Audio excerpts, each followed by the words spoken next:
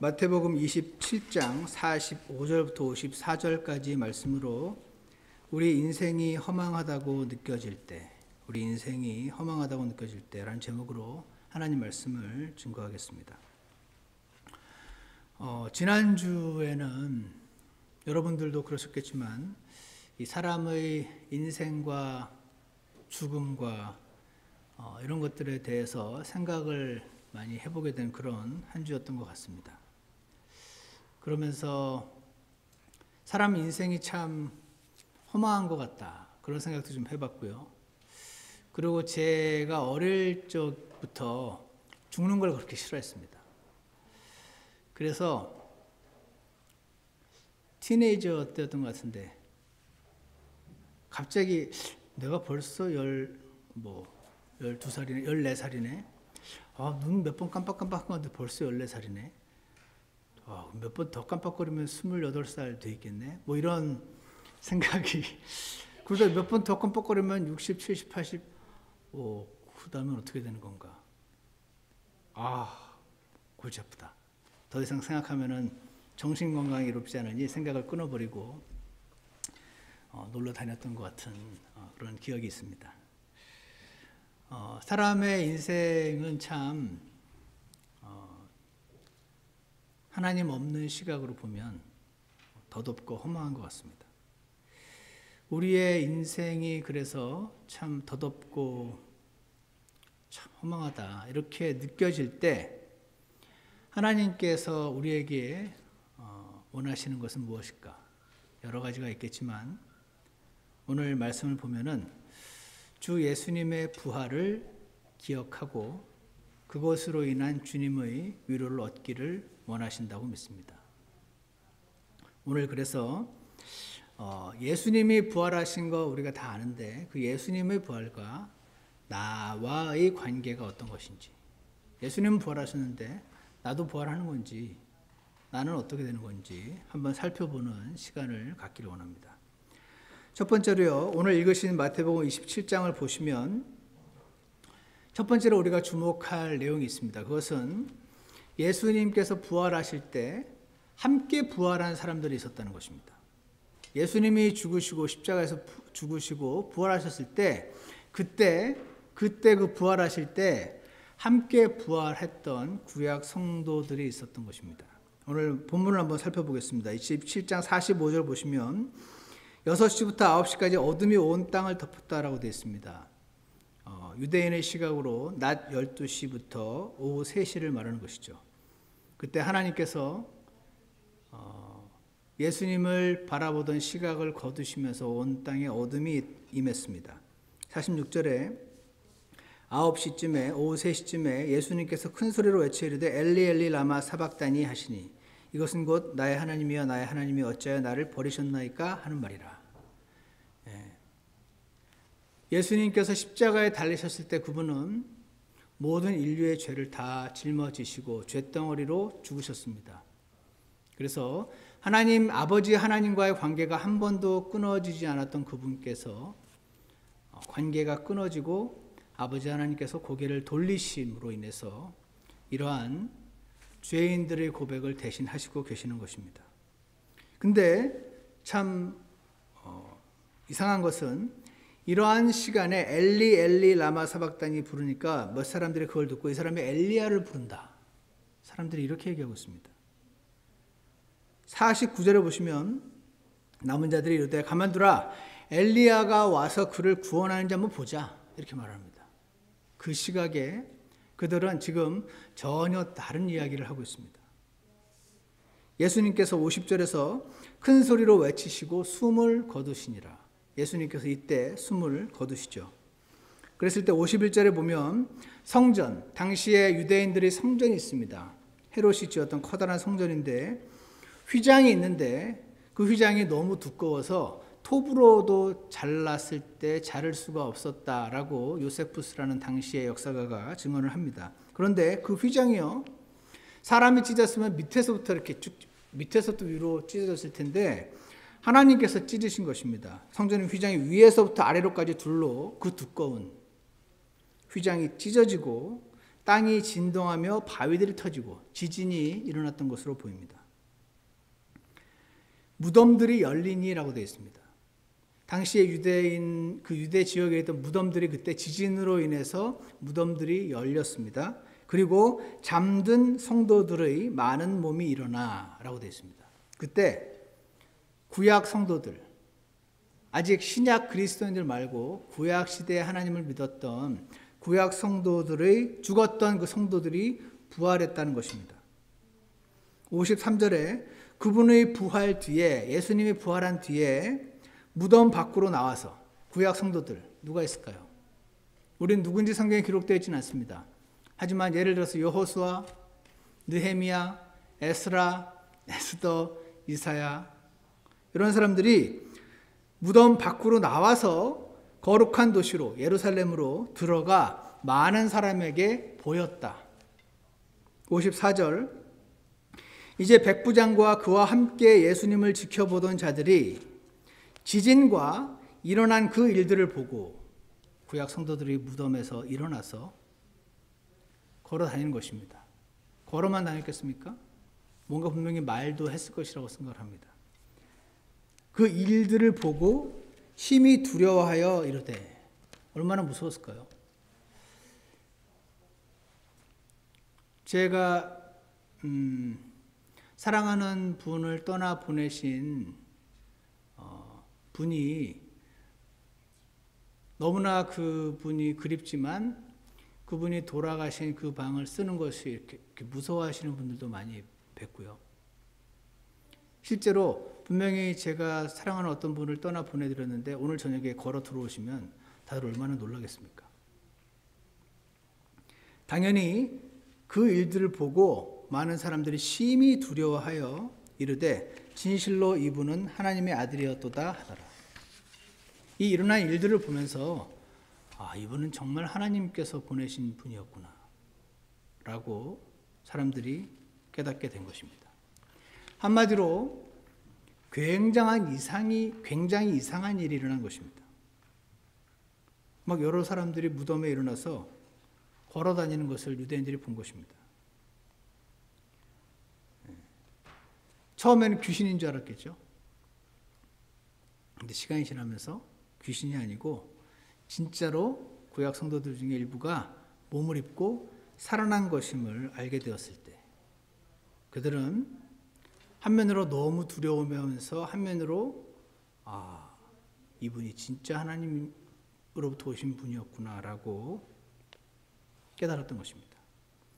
이렇게 해서 하나님 말씀에 적혀있는 것을 그대로 보면 예수님이 무덤에서 부활하셨고 그때 많은 구약 성도들이 누군지 모릅니다.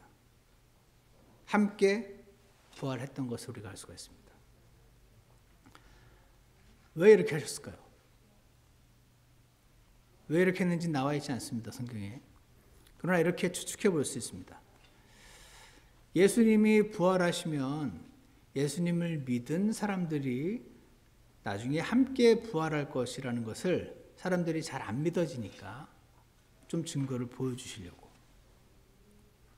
그래서 증거를 좀 보여주시려고. 부활이 너희들에게도 진짜 일어날 것이라는 것을 알려주시려고.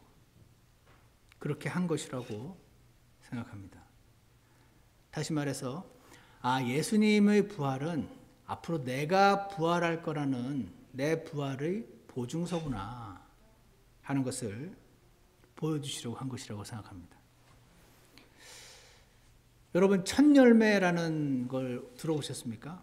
시골에서 농사를 지으시거나 이러셨던 분들은 더 잘 아실 거라고 생각을 하는데 사전을 찾아보면 첫열매, 사전을 찾아보면 철에 따라 제일 먼저 나오는 열매 이렇게 되어 있습니다. 처음 익은 열매를 말합니다. 그래서 우리식으로 표현하면 어떤 게 있을까 생각을 해봤는데 아마 햅쌀, 햇밤 이런 거 있죠. 또 있죠 과일들. 햇사과 이런 식으로 그 해에 처음 나온 처음 익은 과일들을 가리켜서 이렇게 붙이는데 이렇게 처음 수확한 것들, 조금 다른 것들보다 먼저 익어서 그래서 햇밤이 나왔다 그러면 이제 좀 있으면 밤이 많이 나오겠구나 하는 것을 우리가 알지 않습니까? 첫 열매가 있고 나면 잠시 후에 동일한 성질의 다른 많은 열매들이 뒤따라서 나올 것이다 하는 것을 알게 되는 것. 그거를 가리켜서 첫 열매라고 부릅니다. 영어로는 first fruit이라고 부르는데, 두 번째로 우리가 주목할 사실은 첫 열매는 뒤따르는 많은 열매를 보증하는 것이죠. 다시 말해서 우리도 부활하게 될 것임을 성경은 증거하고 계십니다. 고린도전서 15장 20절을 한번 다 같이 펴보시겠습니다. 고린도전서 15장입니다. 고린도전서 15장 20절을 보시면 여러분께서 한번 읽어주시겠습니다. 고린도전서 15장 20절입니다. 네, 읽겠습니다. 시작. 그러나 이제 그리스도께서 죽은 자들로부터 일어나사 잠든 자들의 첫 열매가 되셨도다. 여기에 보면 그리스도께서, 예수님이 죽은 자들로부터 일어나사 부활하신 것. 그래서 잠든 자들, 예수님을 믿고 죽은 자들을 잠든 자들이라고 부르거든요. 왜냐하면 아침에 일어날 거기 때문에. 잠든 자들, 예수님을 믿고 죽은 사람들의 첫 열매가 되셨도다. 예수님이 첫 열매다.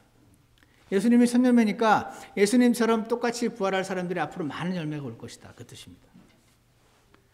부활하신 예수님이 첫 열매가 되셨다는 말은 예수님을 믿은 수많은 그리스도인들도 똑같은 몸으로 부활하게 될 것이라는 것을 말하는 것입니다. 그런데요, 한 가지 재미있는 것은 이 첫 열매라는 단어를 영어로 보면은 first fruits라고 복수로 되어 있습니다. 이것을 가지고 이제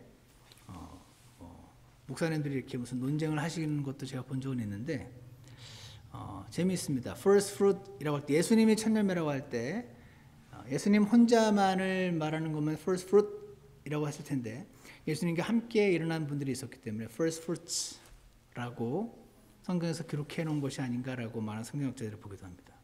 무덤이 터지고 몸을 입고 일어난 사람들, 예수님과 그 구약 성도를 다 합쳐서 first fruits라고 한 것입니다. 그들이 첫 열매면 앞으로 수많은 사람들이 예수님과 함께 같은 몸을 입고 부활하게 될 것임을 말하는 것입니다. 믿으십니까? 우리의 죽음은 끝이 아니라는 말입니다. 주님 안에서 잠든 성도들의 죽음은 끝이 아닙니다. 어떻게 합니까? 예수님의 부활이 그 증거입니다. 예수님만 부활하시면은 우리는 그 예수님이 부활하셨지 우리가 부활했는지 어떻게 아냐, 그렇게 말할까봐 증거들을 좀 주신 것입니다. 예수님만 부활한 게 아니고 그때 같이 살아난 사람들, 첫 열매가 있었던 것입니다. 사랑하는 여러분, 오늘 하나님 말씀을 보면서 우리의 인생이 허망하다고 느껴질 때 이 사실을 믿으시기를 축원합니다. 믿으실 뿐 아니라 예수님이 부활하셨을 때 함께 일어난 사람들이 있었구나 라는 사실을 믿으실 뿐 아니라 하나님 말씀에 적혀 있기를 그들이 첫 열매라고 하니 나는 이제 나중 열매로서 함께 부활하게 되겠구나 라는 사실을 믿고 그 믿음에 맞게 행동하고 그 믿음에 맞게 기뻐하시기를 축원합니다. 그때 예수님이 부활하셨고 그때 지진이 나면서 무덤이 터지고 열린 무덤에서 구약 성도들 중 일부가 몸을 입고 다시 살아났던 것처럼, 그래서 처음엔 귀신인 줄 알고 놀랬더라도 나중에는 진짜로 무덤에서 사람이 일어난단 말이었구나 라는 것을 알고 놀랬던 그들처럼, 기뻐했던 그들처럼 그런 일이 또다시 일어나게 될 것입니다. 예수님과 구약 성도들 첫 열매의 부활이 있었으므로 우리의 부활, 즉 많은 열매들이 있게 될 것임을 성경은 증거하고 계십니다. 고린도전서 15장 펴셨으니까 12절을 한번 보시겠습니다. 사도 바울이 고린도전서를 기록했을 그 당시나 지금이나 많은 사람들이 예수님은 부활하셨지, 하지만 우리도 부활한다고? 이 사실을 믿지 않는 사람들이 많이 있었습니다.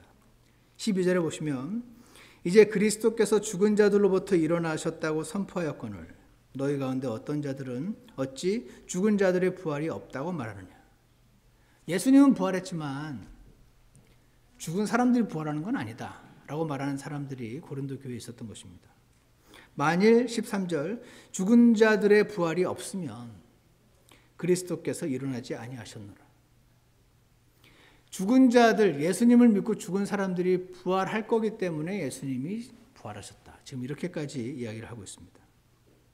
15장 23절에 보시면 그러나 각 사람이 자기 차례대로 되리니 먼저는 첫 열매인 그리스도요. 예수님과 함께 부활하셨던 구약 성도들, 그들이 첫 열매요. 그 다음은 그리스도께서 오실 때 그분께 속한 사람들이라 이렇게 말씀하십니다. 여러분, 맛있는 음식을 보면은 막 그렇게 파리들이 꼬이는 걸 볼 수가 있습니다. 그렇지 않습니까? 그런 것처럼 맛있는 성경적인 가르침이 있으면 그렇게 사탄이 마귀들이 왜곡시키려고 그 성경적인 가르침에 마구 꼬이게 되는 것을 우리가 볼 수가 있습니다. 예를 들어서 우리 주변에는 많은 이단들이 있는데 그 이단들이라고 하는 분들이 성경에 있는 가르침들을 조금씩 왜곡을 시켜서 그래서 중요한 가르침들마다 그것들을 이렇게 이야기하고 선포하고 믿고 하는 것에 대해서 약간의 두려움을 갖도록 만들고 있는 것을 볼 수가 있습니다. 예를 들어서 구원, 너무나 놀랍고 중요한 구원이라는 가르침이 있습니다. 그런데 구원파라는 사람들이 나타나서 그래서 미국 사람들은 구원이란 말이 hijacked 됐다 이렇게 표현하더라고요. 그래서 구원 받으셨습니까? 구원 얘기하면 당신 구원파냐? 이렇게 만들어 놓았습니다. 또 거듭난 그리스도인들이 예수님께서 다시 오시면 부활해서 휴거된다는 가르침이 성경에 나와 있습니다. 이 휴거 또한 너무 놀라운 가르침이어서 80년대였나요? 1900? 한국에선 다미선교회라는 이단들이 나타나서 사람들이 휴거 얘기하면 약간 꺼려지도록 그렇게 만들어놨습니다. 미국에선 더 먼저 밀러라는 사람이 나타나서 다미선교회 비슷한 일을 했었고 그들이 안식교인들이 되었습니다. 성경에서는 킹덤, 왕국이라는 걸 성경 전체의 주제인데 여호와의 증인들이 자기들의 모임 장소를 킹덤 홀, 왕국회관이라고 지어놓는 바람에 왕국이라는 단어를 쓰는 것이 약간은 아는 분들은 좀 어렵게 그렇게 만들어 놓은 것도 볼 수가 있습니다.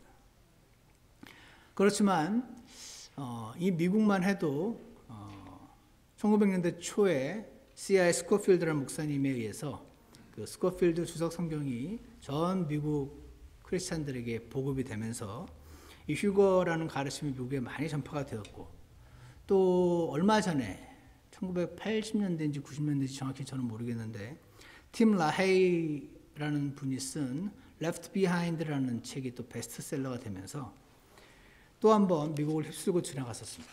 그래서 미국의 크리스찬들은 이 휴거, 예수님이 다시 오시고 부활하고 올라가고 하는 것에 대해서 우리 한국 사람들에 비해서는 좀 더 자유롭게 말을 하는 경향이 있는 것 같습니다. 그러나 우리는 이러한 성경적인 가르침들로 인해서 주님께서 서로를 위로하라라고 말씀하셨으므로 그렇게 행하기를 원합니다.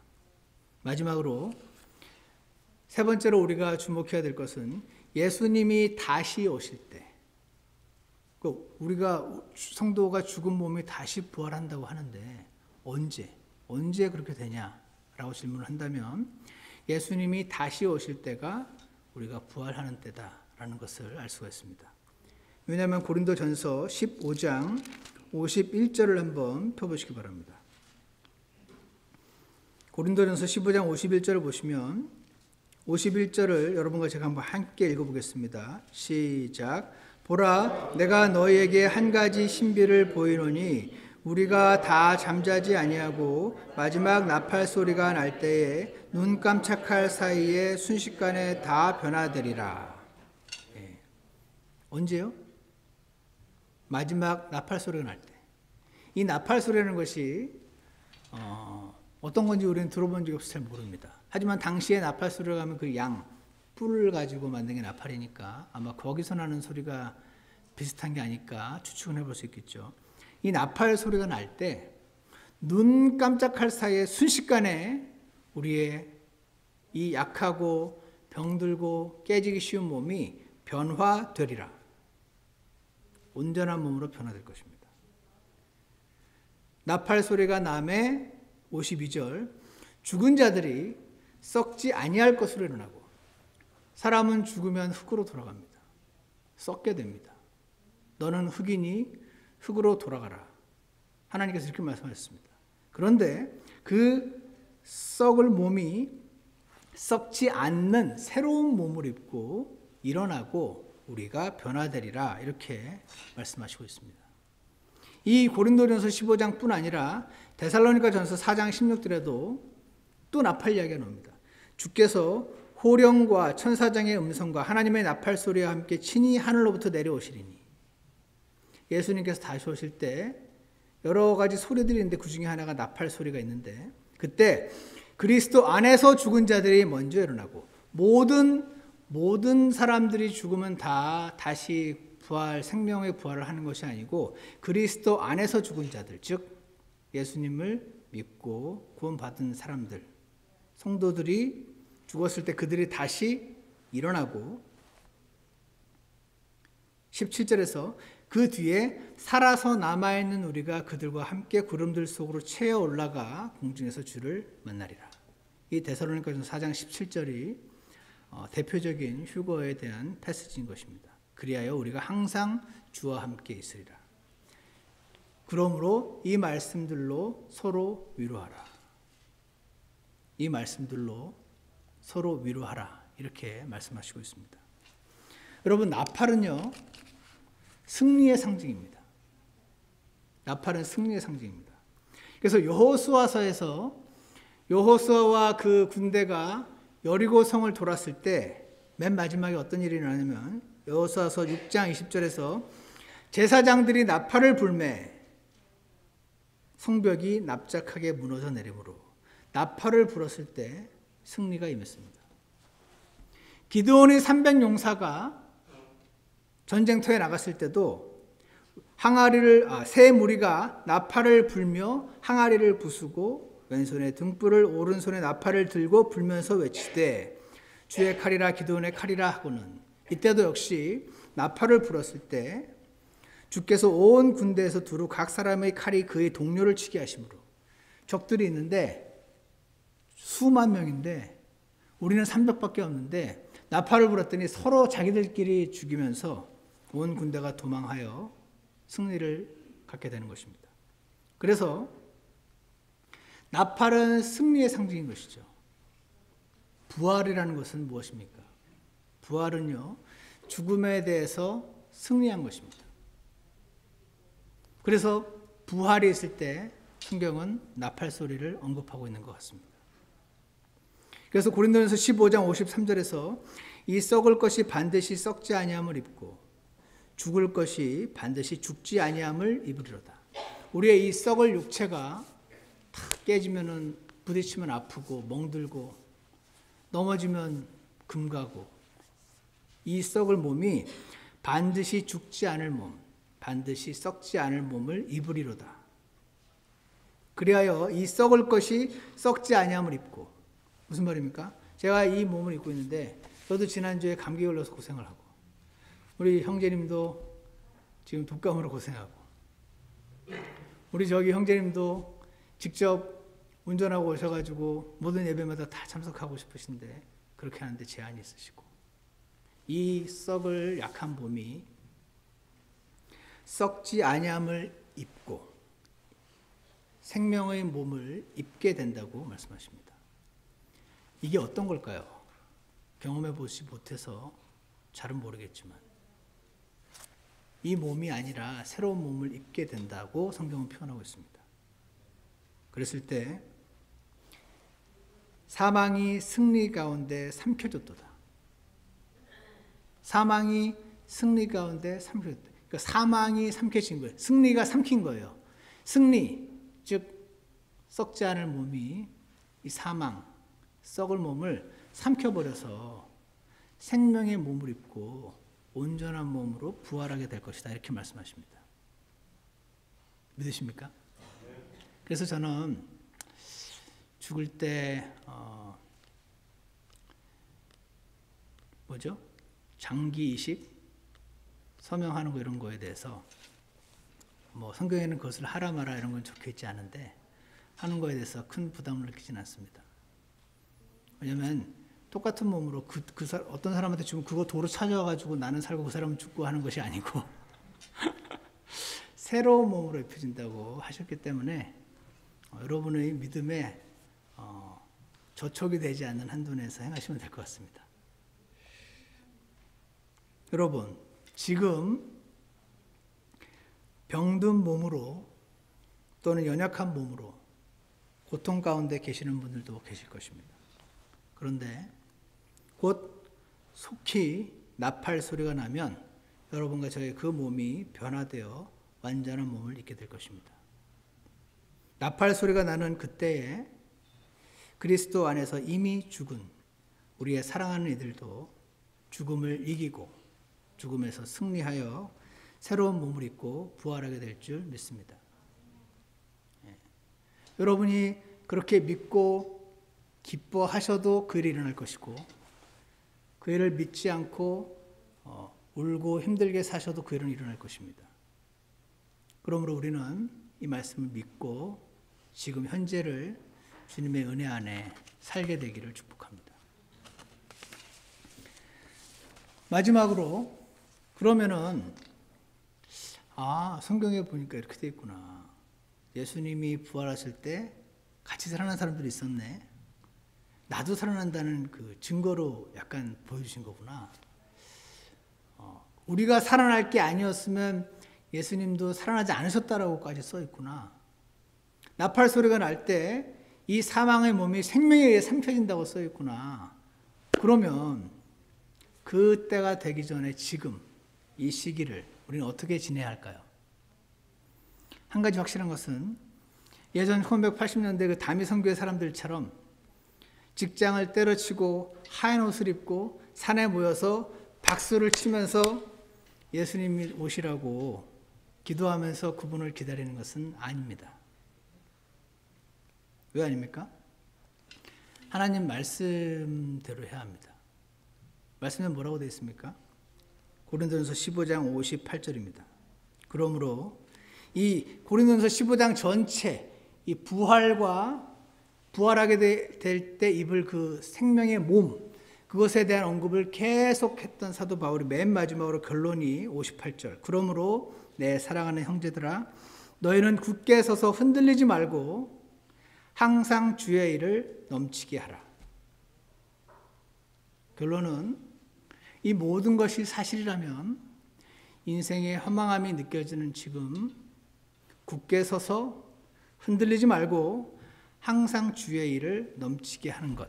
이것이 지금 우리가 해야 되는 일이라고 말씀하고 계신 것입니다. 왜냐하면 너희 수고가 주 안에서 헛되지 않은 줄 너희가 아느니라. 이렇게 말씀하십니다. 우리의 수고가 헛되지 않다. 예수님은 우리가 믿건 안 믿건 늦게 오시라고 생각하건 빨리 오시라고 생각하건 예수님의 판단에 의해서 언젠가 오실 텐데 그때 부끄럽지 않기 위해서 그때 받을 보상을 위해서 그때 나를 구원하신 그분을 기쁘시게 하기 위해서 항상 주의 일을 넘치게 하라. 이렇게 말씀하고 계십니다. 이것이 저와 여러분이 따라야 할 하나님의 말씀인 줄 믿습니다. 그러므로 사랑하는 여러분, 우리의 인생이 허망하다고 느껴질 때 예수님이 부활하셨음을 기억하시기 바랍니다. 우리의 인생이 참 더덥다라고 느껴질 때 여러분도 구원 받으셨다면 부활할 것임을 기억하시기 바랍니다. 우리의 인생이 허망하다고 느껴질 때 다 같이 모아서 하얀 옷 입고 산에 올라가지 마시고 항상 주의 일을 넘치게 하시기를 바랍니다. 여러분과 저의 수고가 헛되지 않게 되기 때문입니다. 이러한 말씀을 우리가 아는 것에 그치지 않고 가슴으로 믿음까지 내려와서 실제로 행동이 나오고 실제로 기쁨과 감사함이라는 감정까지도 나오게 되는, 그래서 주님의 축복을 누리게 되는 저와 여러분이 되기를 축원합니다. 기도하겠습니다. 아버지 하나님 감사합니다. 참 약하고 보잘것없는 육체를 가진 이것은 이 땅을 통과하면서 잠시 입고 있는 텐트와 같은 그러한 몸임을 주님 앞에 이 시간 고백합니다. 우리가 이 세상은 잠시 스쳐 지나가는 그런 여관 같은 것임을 잊어버리고 그 여관을 잘 꾸미려고 너무 많은 수고와 고통 가운데 살 때가 있음을 주님께서 아십니다. 아버지 하나님, 하나님 말씀을 통해서 저희들의 눈이 주님이 보시는 것과 같이 우리들의 인생에 대한 시각이 주님의 시각으로 맞춰지게 도와주시고 그리스도 안에서 소망이 없는 사람들처럼 그렇게 슬퍼하며 고통 가운데 인생을 살지 않도록 지금 저희를 긍휼히 여겨주시기를 간절히 원합니다. 하나님이 살아계시고 하나님이 우리를 창조하셨고 우리가 주님을 떠났으나 주 예수님을 통해서 다시 불러주셨던 그날을 기억하고 오늘 주셨던 축복의 말씀을 기억하면서 우리의 인생이 허망하다고 느껴질 때마다 주님의 은혜 안에 잠겨지고 주님을 바라보는 저희 모두가 되도록 축복해 주시기를 간절히 원합니다. 예수 그리스도 이름으로 기도드렸습니다. 아멘. 예, 우리 다 같이 일어나셔서 초청 찬송 316장 그날 다가오네 함께 부르시겠습니다.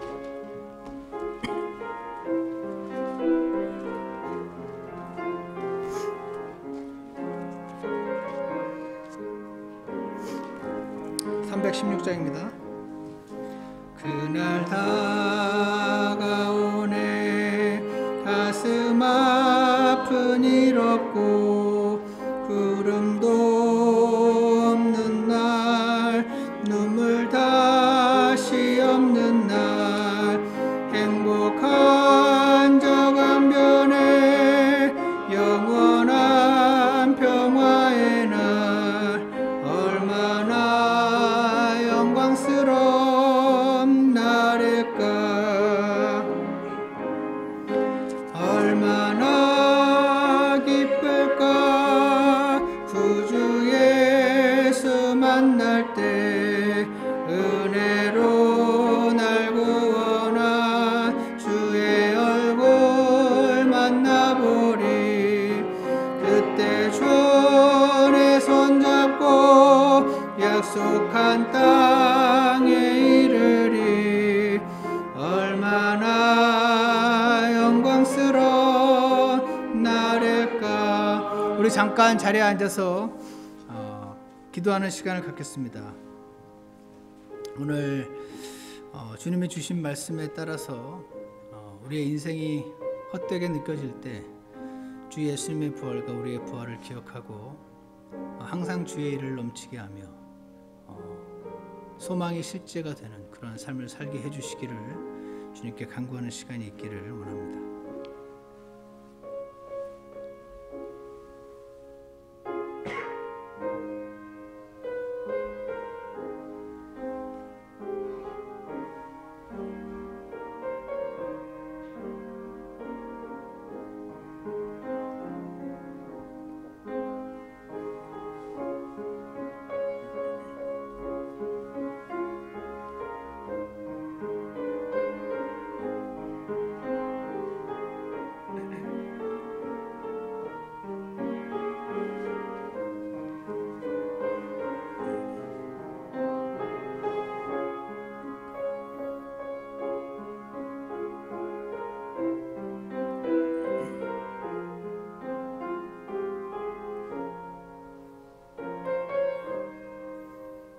기도가 끝난 분들은 함께 2절 하시겠습니다.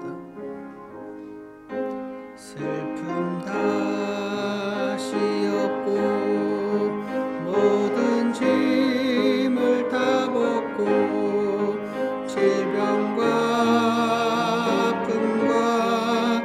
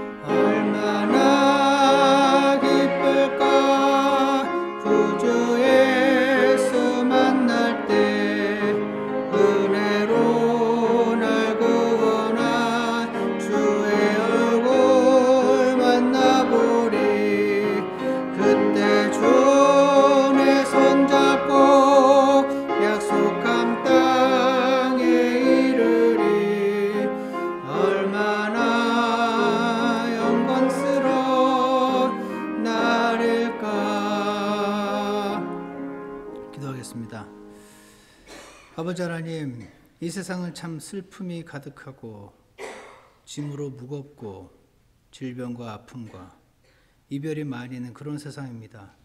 주님, 하지만 주님께서 우리에게 약속하신 것은 슬픔이 다시 없고 모든 짐을 다 벗게 될 그날이 올 거라고 약속하심을 기억합니다. 더 이상 질병과 아픔도 없고 이별도 영 없는 날이 나를 위해 죽으신 주님과 함께 만나게 되는 그날이 속히 올 것임을 약속하신 것을 인하여 감사합니다. 우리의 눈이 하나님 말씀을 향하게 하시고 하나님 말씀을 통해서 우리를 구원하신 주 예수님을 날마다 바라볼 수 있도록 축복해 주시기를 간절히 원합니다. 우리의 죽음은 영원한 것이 아니고 곧 다시 만날 소망을 갖고 있는 그러한 것이라는 것을 주님 기억하게 하셔서 삶을 뒤돌아보며 헛되게 느껴질 때마다 우리를 구원하신 주 예수님을 다시 바라보게 하시고 주님을 다시 만나는 그날까지 항상 주의 일을 넘치게 하는 우리 모든 성도님들 되실 수 있도록 축복해 주시기를 간절히 원합니다.